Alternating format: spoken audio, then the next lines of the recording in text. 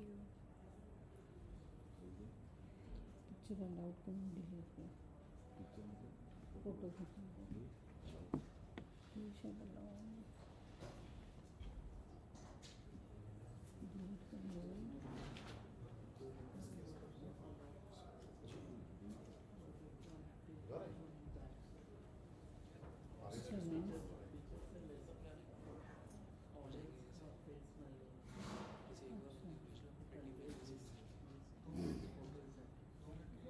तो मैंने जो वही किया वो डिलीट कर दिया.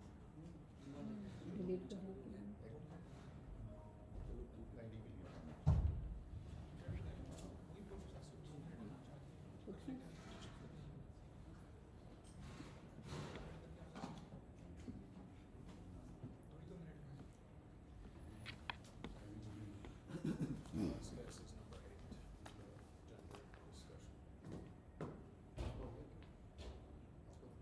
number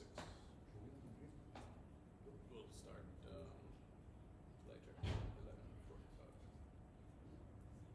Because there are 2 NGO slots.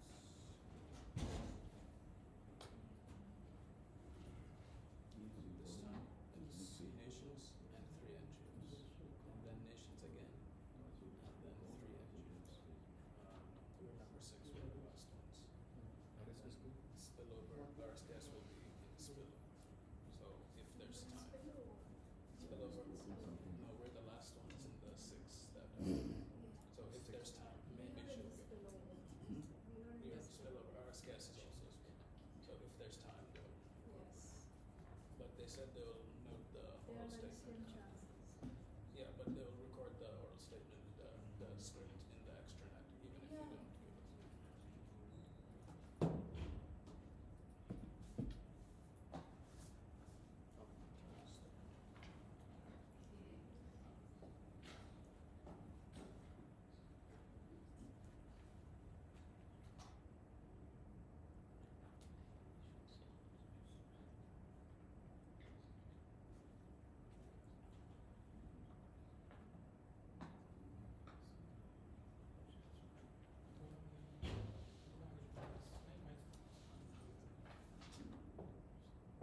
No, fix it.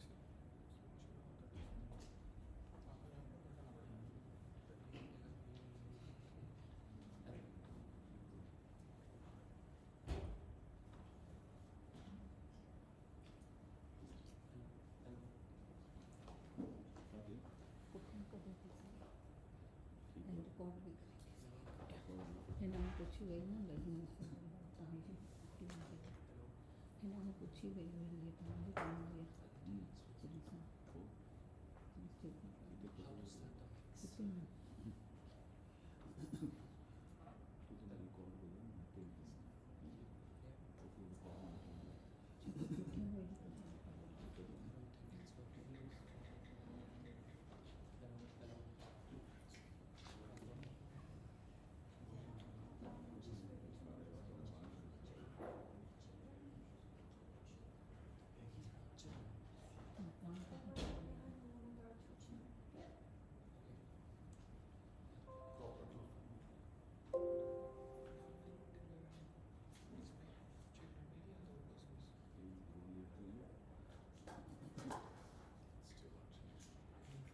We have to cut our flyers.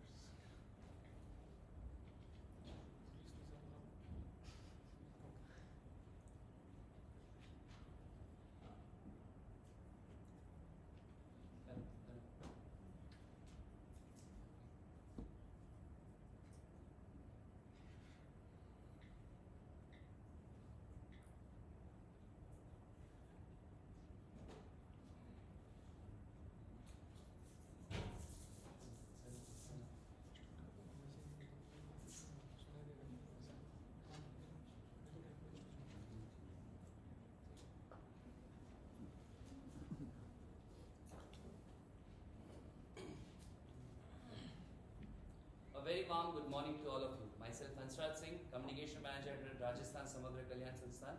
It's an immense pleasure to be here at the United Nations office in Geneva, serving as the moderator for this event, important side event organized by Rajasthan, Samgrah, Kalyan, Sansthan.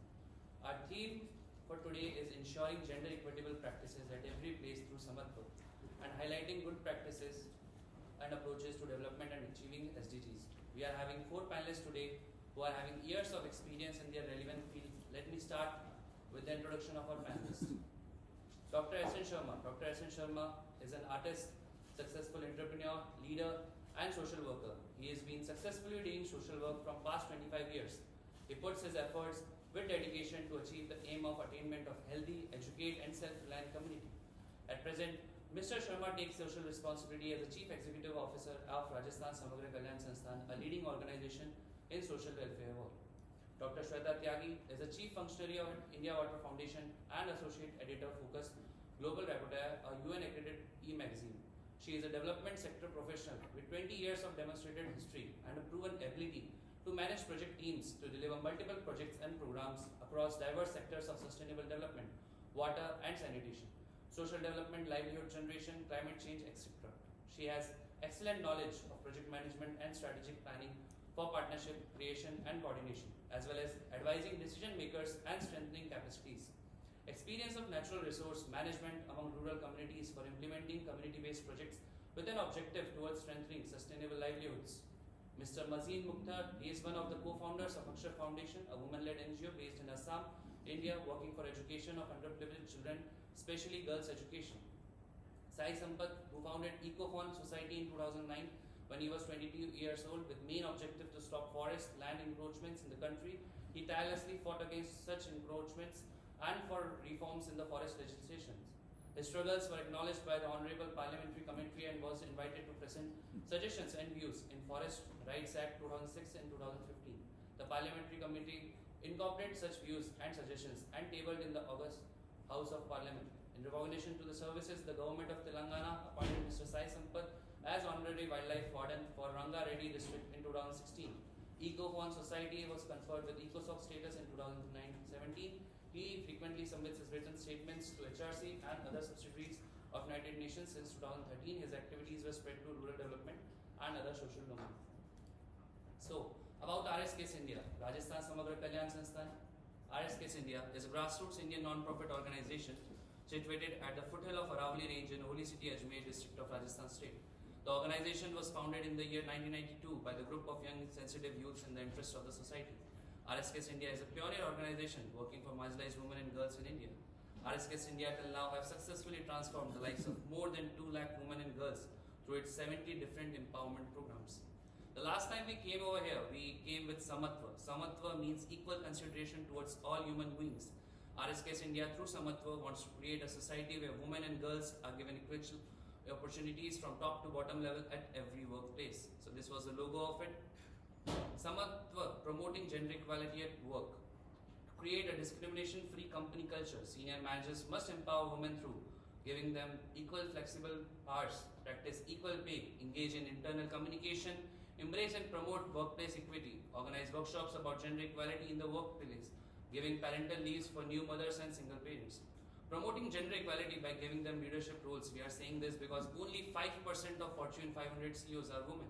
Also, as per the US Census Bureau 2017, women earn only 80% of what men are paid.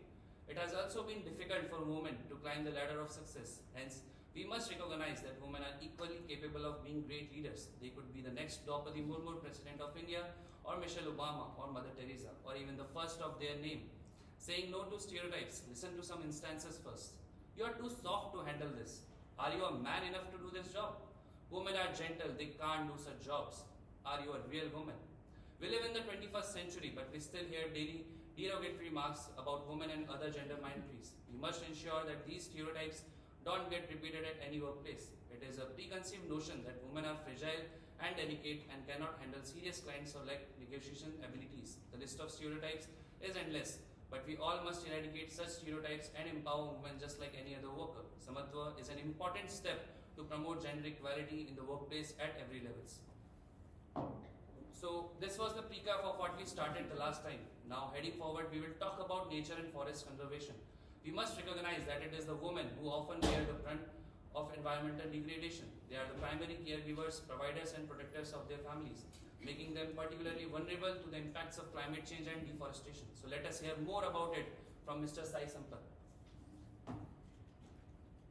Hello everyone, I'm Sampath from Equitable Society, and I'm here to present some of the activities conducted by Equitable Society. The main theme which we conduct is forest conservation, which is one of the important sustainable development goals of the United Nations. Equitable was formed in 2009 as an NGO and has grown into conservation organization.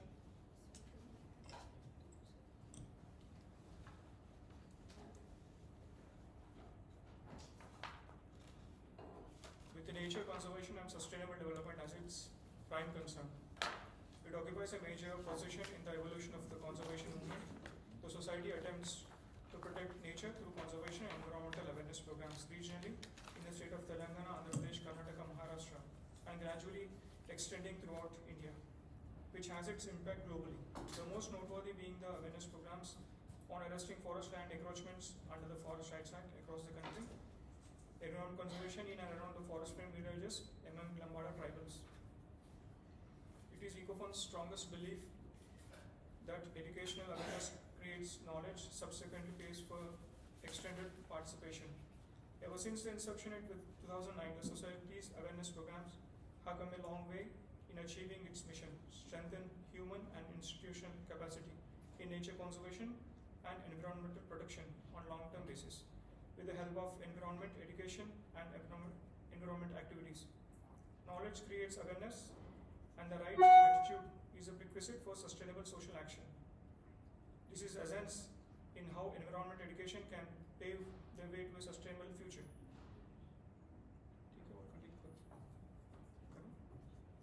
The main objective of environmental education are, it will go beyond merely describing an environmental problem and will address the implication for personal and collective action.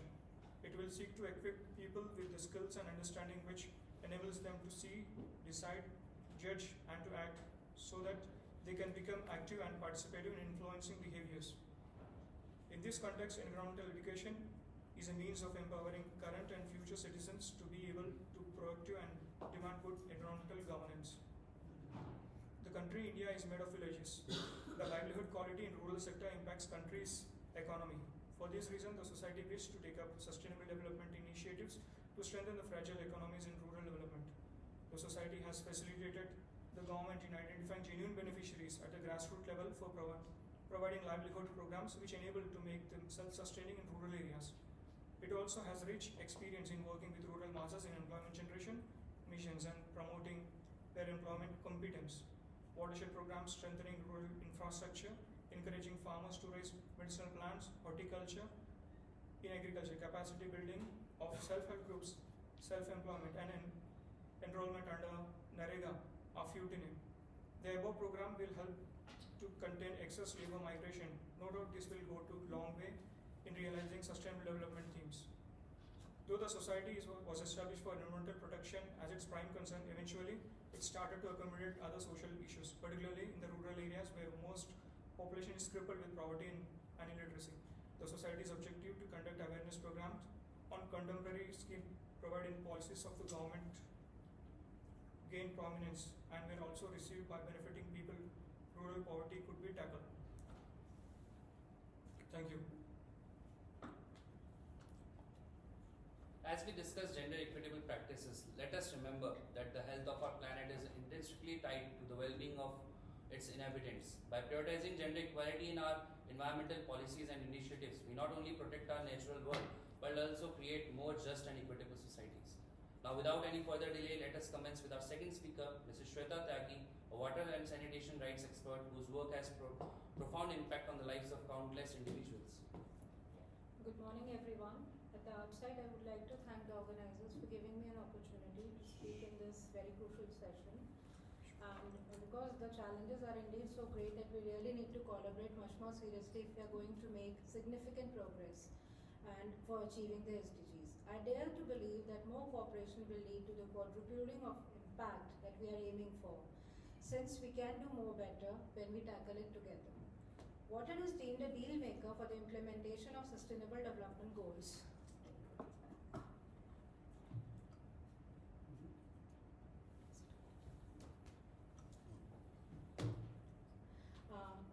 They are indispensable to sustain sustaining healthy livelihoods, maintaining people's dignity, human rights to water and sanitation are essential for eradicating poverty, building peace, prosperity, resilience in societies, and ensuring that no one is left behind on the road towards achieving the Sustainable Development Goals. Water is not just a sector but a connector, a development and economic indicator. International human rights law obliges states to work towards achieving universal access to water and sanitation for all, without any discrimination, while prioritizing access to safe drinking water and sanitation facilities for everyone. And it would be wrong to say that water and sanitation run across the entire gamut of the Agenda 2030, because everything is at the end of the day linked with water and sanitation. Gender disparity, education, because if children don't have access to clean water and sanitation, they're going to be ill, their education is going to be impacted by that. Women and girls have the onus to bring and collect water from wherever they are bringing it to their houses. So every SDG is in a way connected to water and sanitation. And however, contrary to its centrality, the importance for well-being of people, planet, peace and prosperity, progress on water and sanitation at this midpoint of the 2030 agenda shows that water-related goals and targets are alarmingly off track. Although, if we speak of 2022, 2.2 billion people lack safely managed drinking water and 3.5 billion people lack safely managed sanitation. Billions of people will lack access to this basic services in 2030 unless the progress is 4 times more of what we are achieving right now. So demand for water is rising owing to rapid population growth, industrialization, urbanization, increasing water needs from industry, agriculture and energy sectors. All this is more aggravated due to the climate change, which is primarily a water crisis and impacts the basic right to water and sanitation due to worsening of floods, rising sea levels, shrinking ices, wildlife and droughts. Extreme weather events are making water scarcer, more unpredictable and more polluted. These impacts throughout the water cycle threaten sustainable development, biodiversity and people's access to water and sanitation. Due to lack of access to toilets, millions of people suffered indignity of open defecation in India, resulting in unsanitary conditions, eventually leading to bad health and high cost of medical expense.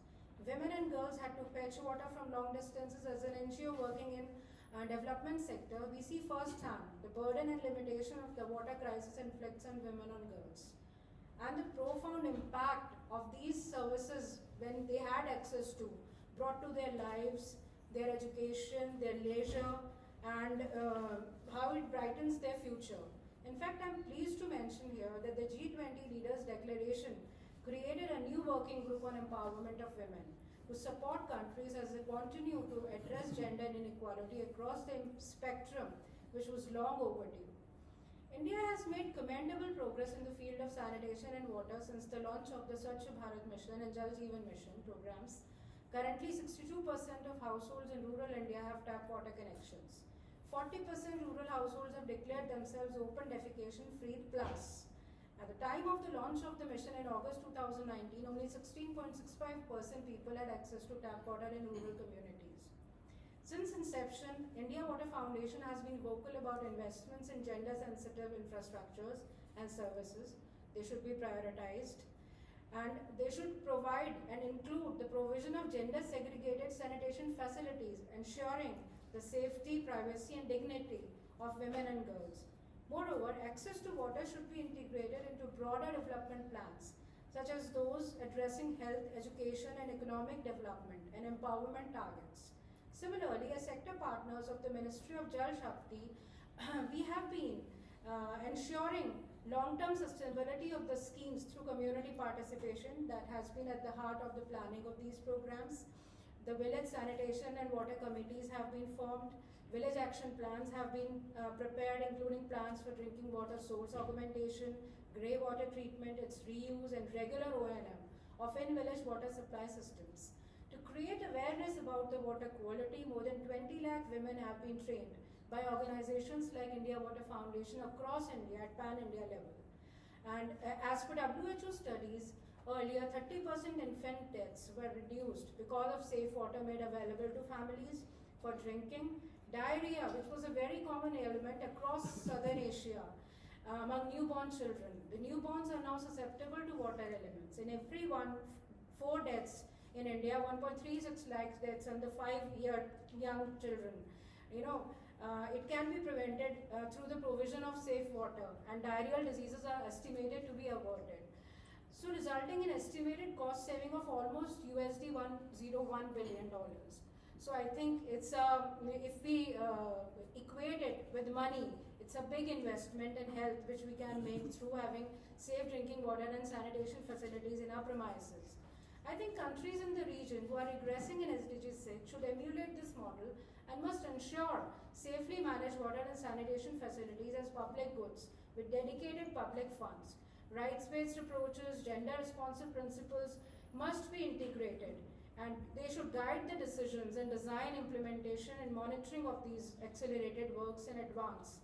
And development in humanitarian programs across the world must improve access to menstrual materials and facilities, education for adolescent girls, women, transgender and non-binary individuals on how to manage their menstruation safely, hygienically and with dignity. Mobilizing the funding required for the action is required at the high scale needed to break the taboo and end the stigma surrounding menstruation.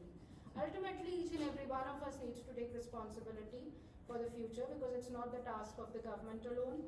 And we want to advocate for it within our own spheres of influence, inspiring others, you, me, everybody has to do it. A polycentric governance system is emerging where action is no longer just top-down nor bottom-up, but both are needed equally importantly, across boundaries and borders. We appreciate the efforts made thus far to address water and sanitation challenges, especially in India. However, we must go further to ensure that these efforts prioritize and reflect the needs, rights of women and girls, leaving no one behind. Thank you. Thank you, Mrs. Tyagi, for this useful information. Gender equity and sustainable development are not just buzzwords. They are the bedrock of a fair and prosperous society. Today, we have gathered a panel of esteemed experts who will share their insights and experiences on this crucial subject. Each of our panelists will speak for a minimum, and I'll encourage you to actively engage in this discussion. Without further ado, let's hear what Dr. S. Sharma, the CEO of RSKS India and Rajasthan Samgrah Kalyan Sansthan, has to say on SAMATVA.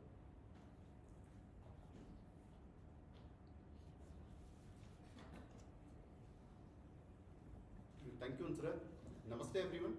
Warm welcome to all of you great at the United Nations office in Geneva. It is an honor to be before you today to discuss a matter about what important info is gender equitable practice through SAMATVA, highlighting the good approaches to development in our pursuit of achieving the sustainable development goal. Gender equality is not just a fundamental human right, but the cornerstone of just a prosperous society. At RSKS, we believe in the power of SAMATVA, the Sanskrit word for equality, as the guiding principle of transformative change. We recognize that the true development can only be achieved where every individual, regardless of gender, has equal access to opportunity, resource, and decision making. Our initiative has touched the life of countless women and girls in India, empowering them through education, skill building, advocacy. Through our various programs, we have witnesses to incredible potential that lie within each woman. When given the chance, they become catalysts for the positive change within the communities. Let me share with you one of the story of our beneficiaries and stakeholders. This is Anjana Mahavar. She is a confident, energetic, 31-year-old independent working woman. But this has not always been her story. Anjana belongs from a slum area. She became a victim of polio in her childhood. Due to poverty, she wasn't able to go to school, and also her disability was a big obstacle for her. But she kept on moving. And one day, she got hope all of a sudden when she got selected for handicraft training by RSKS. After getting trained for 3 months, she learned to make various handicraft products like ceramic art, chip press, doorbell, validation plate, and photo frames. With this training, she got significant opportunity to develop livelihood. She also got financial help from RSKS to start her own business. She earns up to 12,000 per month by selling her work at local market and exhibitions. She also has been awarded by FPTRS for being a successful entrepreneur. Now, with the successful story of her growth, Anjana has become a role model for other Dalit girls.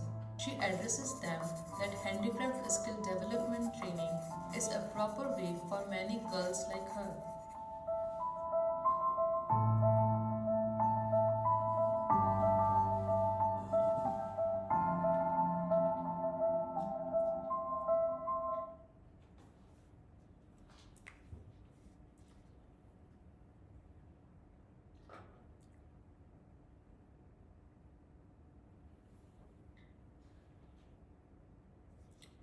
Yet a journey toward gender equality not without its challenge. It requires concerted effort from all sectors of society, including government, civil society, and private sector. This recently passed bill in India's parliament of reserving 1/3 of parliament seat for women in India is a monumental decision toward gender equality and reflect the nation's commitment to inclusivity and progress. Rajasthan, Samgrah, Kalyan, Sansthan wholeheartedly support this legislative move and view it transmit India's commitment to gender equality and inclusive governance. It will surely enhance the representation as the bill guarantee that women's voice are here and value in the country. This increased representation will foster a more comprehensive and inclusive approach to policy making, leading to more equitable outcome for all citizens. It will ensure balanced decision making as well as a more diverse parliament. We can expect a broader range of perspective to shape policy discussion. The diversity will be a well-rounded, effective solution that addresses the multi-faced challenge faced by the nations. And at last would inspire future generations. The bill send a powerful message to next generation of leaders. It demonstrates that perspective of gender, anyone with the ambition and dedication can aspire at serve their country at the highest level of governance. As we work toward achieving the SDG, it impacted we prioritize gender equality in every aspect of our development effort. This included economic empowerment, access to healthcare, and active participation in decision-making process. We must address deeply inherited social norm and stereotype the form inequalities. Education and awareness play a crucial role in dismantling this barrier. We are also working on providing value-based education to the rural girl at the grassroots level. Let me share a video with you.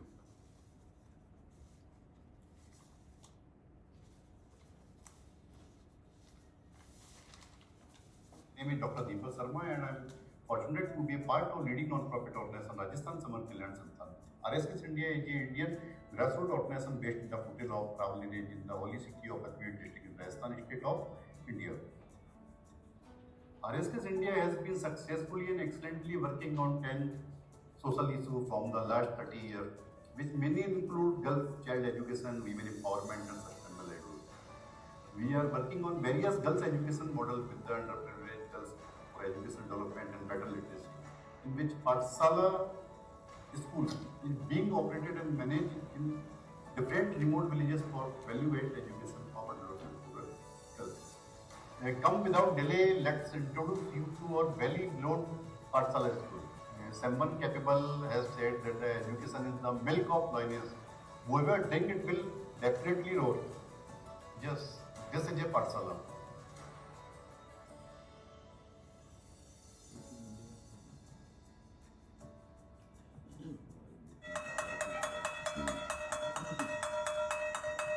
Seed of the beginning of Pathshala school was planted in the year 2011, which has taken the form of a plant today through its quality education.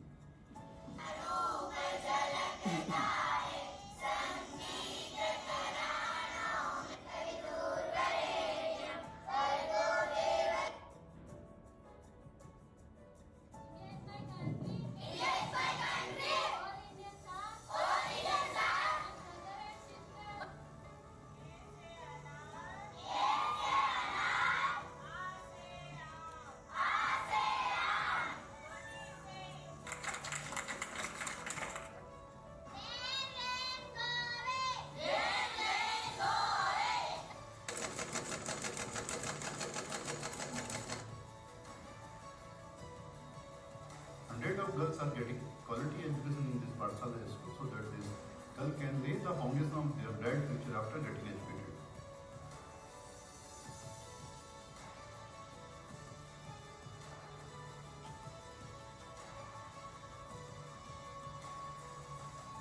We have gender equality is discussed, malpractices like child marriage are protected, sexual and reproductive health are discussed without any agitation. So the days and culture are celebrated here.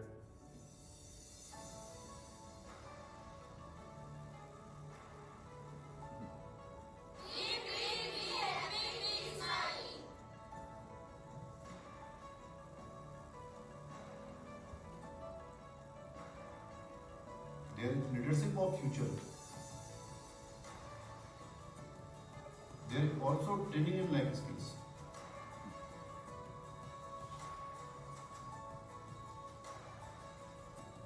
The energetic girls are seriously aware of the environmental protection. On one hand, trees are adopted by planting, slaying plastic waste and put to meaningful use.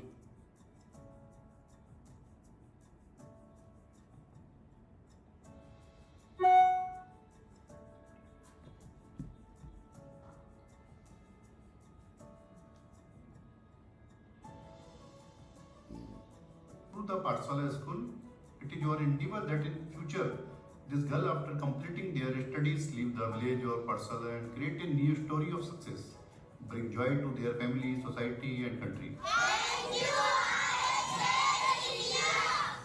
RSKS India believes that when you educate a girl, the whole family get educated. The society becomes strong and many opportunities for education are created for the girls.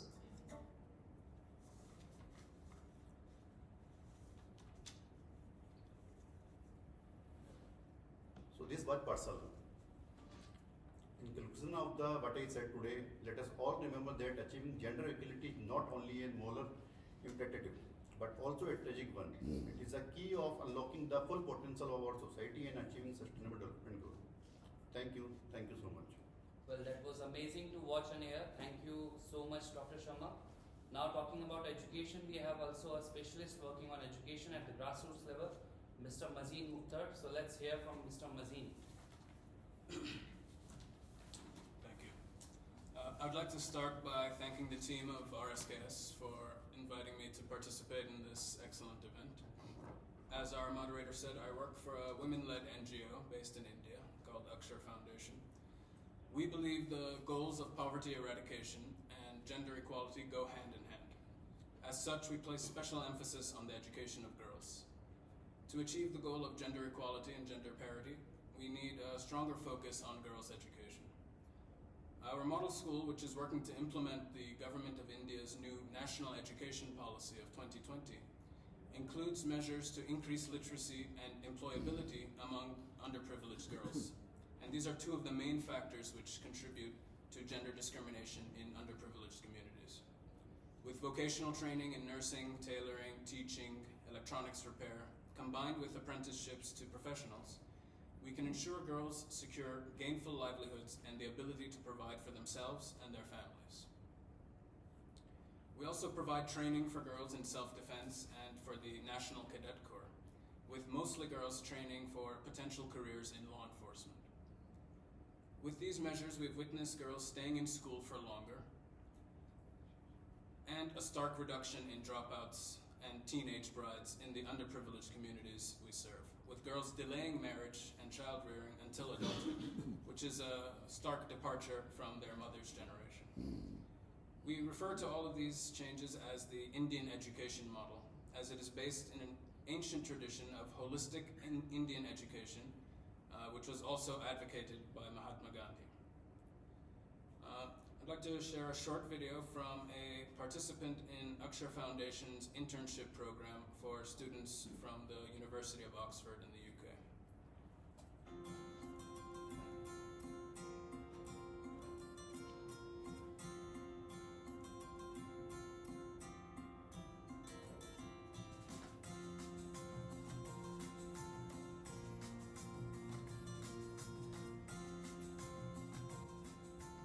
Hello, my name is Leon. I'm from Belgium and I recently completed my studies at Oxford. And I'm currently doing an internship here at Akshar. I've been here for 5 weeks. And I must say I'm quite impressed by the Indian educational model. First of all, by its way of assessing students. I think it's totally right about grouping students according to their skills and not their age. I think it allows for faster and more targeted programs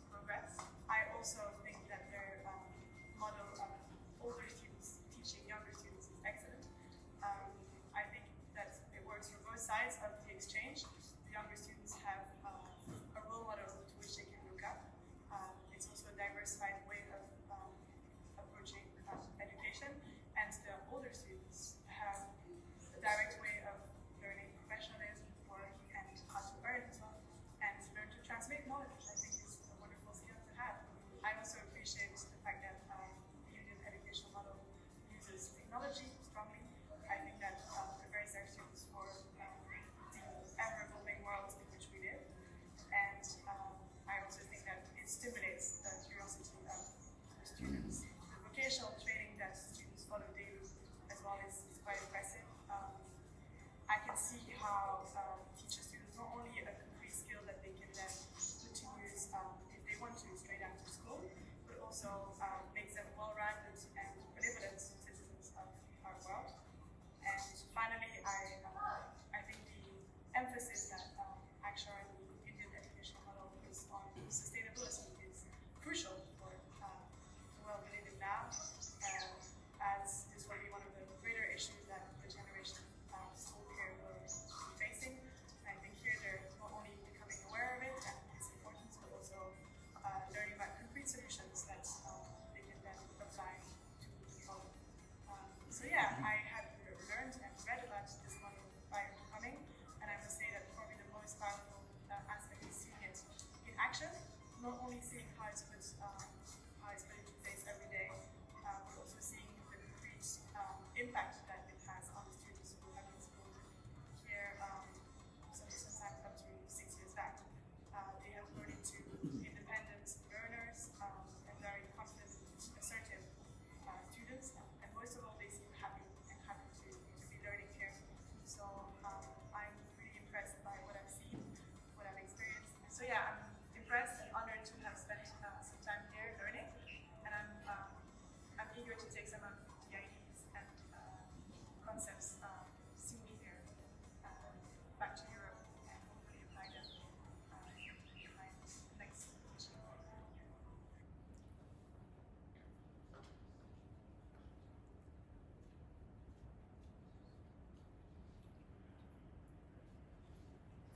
Mahatma Gandhi pushed for an education approach designed to address the needs of children in poverty called Netalim. Netalim translates to basic education and reflected his belief that education should center around practical skill development. Nowadays in the West, this is referred to as experiential learning, but experiential learning has been at the heart of the traditional Indian education model for centuries. However, this traditional Gurukul model of India was mostly stamped out by waves of colonization, which replaced the holistic Indian education model with a Western approach, focused more on rote memorization. As Mahatma Gandhi said, the schools and colleges are really a factory for turning out clerks for the government. With Gandhi's Netalim, the focus is shifted to providing children in poverty the skills they need to escape poverty. Students work in the school, teaching younger children, building furniture, stitching clothes, growing food, treating injuries, and more, in addition to conventional classes in languages, science, and mathematics. These values are also reflected in the Government of India's new National Education Policy of 2020, which also calls for schools to reintegrate traditional Indian education values. Other salient features of Mahatma Gandhi's philosophy, which are enjoying a modern resurgence in India, include a focus on sustainable development and community service in schools, a focus on learning in the child's mother tongue, instead of focusing entirely on English language, and a defocusing on rote memorization and exam stress. And these principles are equally reflected in India's new national education policy. Because of these changes, we've witnessed a dramatic reduction in dropout rates. We've witnessed child laborers returning to school and girls delaying marriage to stay in school. Traditional Indian education values may hold the key to ensuring gender equality across all socioeconomic strata. Thank you.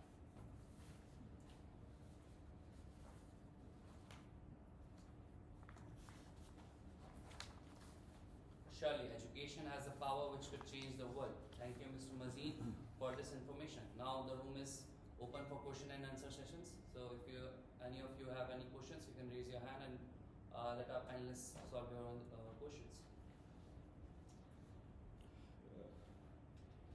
You said about Indian, they have passed a bill, reservation for women. When it will be implemented? Have you any idea for that?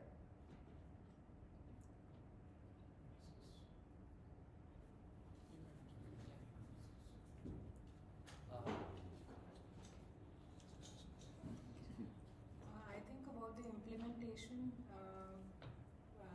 the government would be more appropriate to answer this question because even we are not aware when it will be implemented, maybe in the next cycle.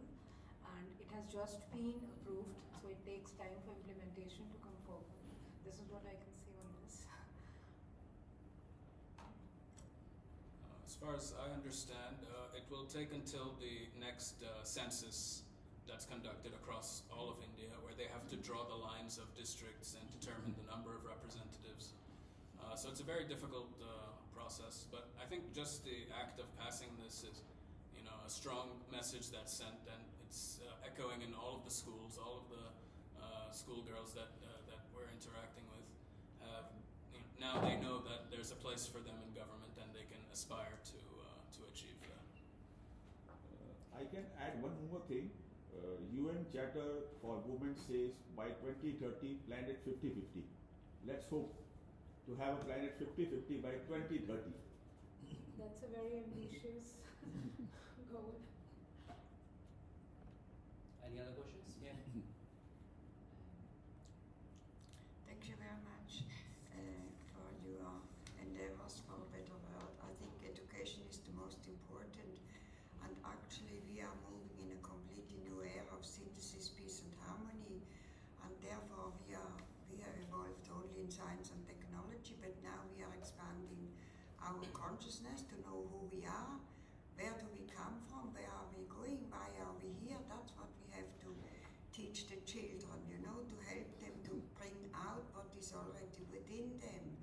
And for this purpose, the world teacher for all humanity, for people of all faiths and for those of none, and 14 masters of wisdom are now in a physical body in the world, ready to guide us through this difficult transition and to help us create a new world of sharing, trust, justice, peace and unity.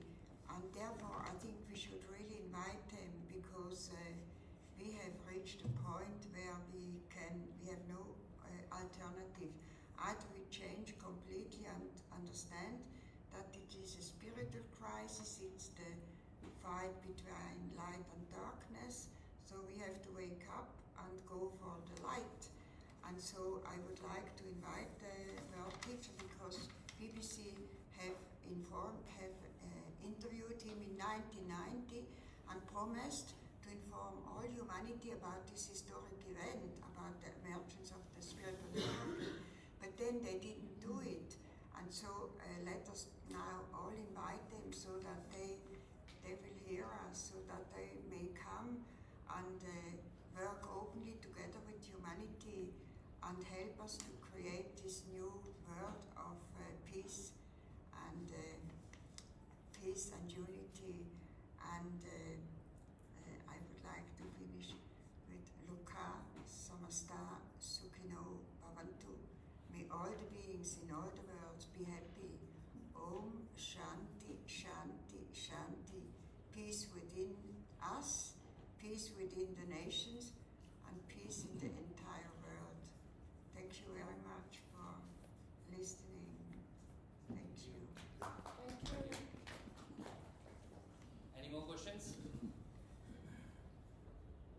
Yeah, so now we have reached the culmination of a profoundly insightful and inspiring event focused on ensuring gender equitable practices at every place through SAMATVA and highlighting good approaches to development and achieving SDGs. We have also shared the concept of the SAMATVA at local level, and we are having positive response from the communities. So let me share a video of that with you.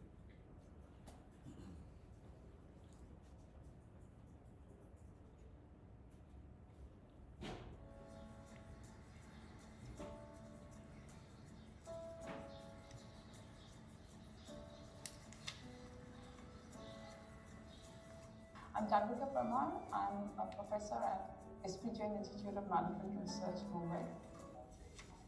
शुरुआत की अगर journey की बात करूँ मेरी तो मैं MSc B.Ed M.Ed हूँ और शिक्षा से जुड़ी हमेशा रही हूँ। मेरा नाम उर्मिला मेहरा है।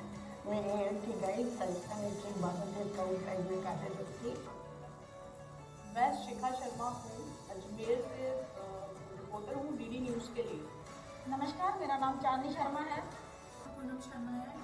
मैं राजस्थान समग्र कल्याण संस्थान में मैनेजर फंडराइजर के रूप में कार्यरत हूँ। मैं मीनू RSKS संस्थान से पिछले 11 साल से जुड़ी हुई हूँ। Namaste everyone. Myself Dr. S. Sharma, CEO of Rajasthan Samgrah Kalyan Sansthan, RSKS India. I have been working in social sector from the last 25 years, and the reason why I love this profession is because we are able to create an impact on the life of the marginalized girls and women. Our prime message is also now as Ladwan, which means a palace for girls. We have been always working with a thought that any task is not male or female oriented, it is always woman oriented. RSKS India is trying to maintain equality from last many years and thought this we are able to maintain gender balance from bottom to top level management at the workplace to ground level, and we are always determined to keep these practices forward. We work with equitable practices and want everyone to always support SAMATVA. Thank you so much. I support SAMATVA. मैं equitable practices को पूरी तरह से support करती हूँ। मैं support करती हूँ समस्त को। मैं समत्व का सहयोग करती हूँ। I support SAMATVA. समत्व का पूर्ण सहयोग करूंगी। जय हिंद, जय Bharat. Today we have heard from esteemed panelists who have shared their expertise, experiences and vision for a more inclusive and sustainable future. Dr. S. Sharma, Mr. Shweta Tyagi and Mr. Sai Sampath and Mr. Mazin Mukta have enlightened us with their profound insights and commitment to positive change.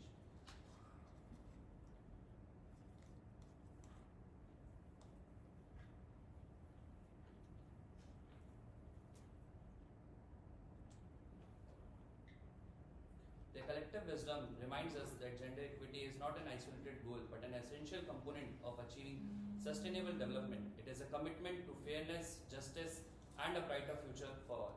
As we leave this place, let us carry with us the urgency and responsibility to implement these equitable practices in every corner of our world. Let us work tirelessly towards a future where every individual, regardless of the gender, has the opportunity to thrive and contribute to a more just and sustainable global community. We extend our heartfelt gratitude to our distinguished panelists and to all of you for your presence and engagement in this vital discussion. May the spirit of SAMATVA guide our actions, and may our collective efforts lead us closer to the achieving the sustainable development goals. Thank you. Thank you.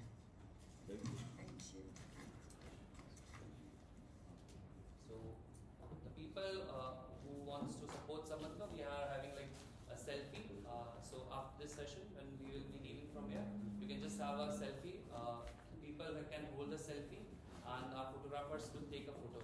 If this is a voluntary process, so if anyone is interested in that, they can do that for sure.